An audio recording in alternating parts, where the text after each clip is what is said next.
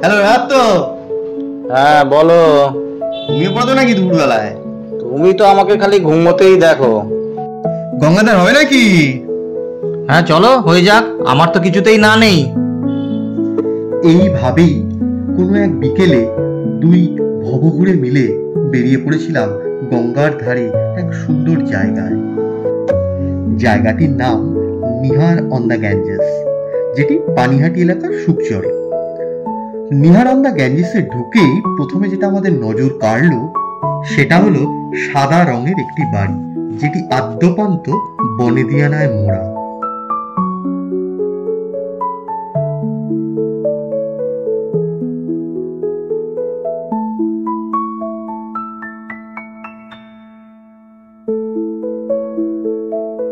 সামনে দেখলাম একটি প্রাচীন সরস্বতীর মূর্তি এবং তার পাশ দিয়েই উঠে গেছে ওপরে যাওয়া লোহার সিঁড়ি।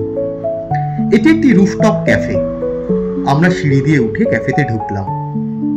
ক্যাফেটি বিকেল 4টে থেকেই সবার জন্য খুলে দেওয়া হয়।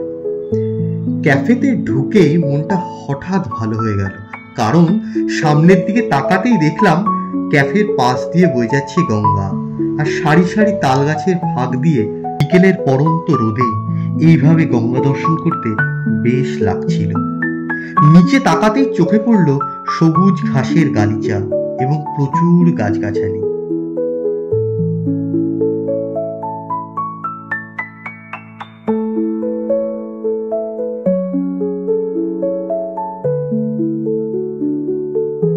এটি শুধুমাত্র ক্যাফেই নয়, এখানে থাকারও সুযোগ আছে।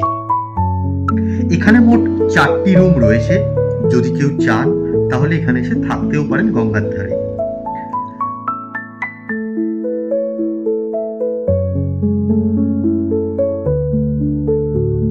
এখানে বসে আমরা খেয়েছিলাম চা, কোল্ড কফি এবং বেশ কিছু ভাজাভুজি, যেগুলো স্বাদে বেশ ভালো ছিল।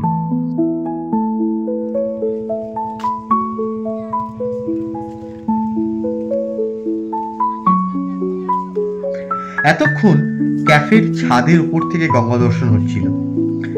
পেট পুজো করে দুই ভবঘুরে মিলে চলে গেলাম গঙ্গার ঘাটে, যেটি মাত্র 10 পা দূরে।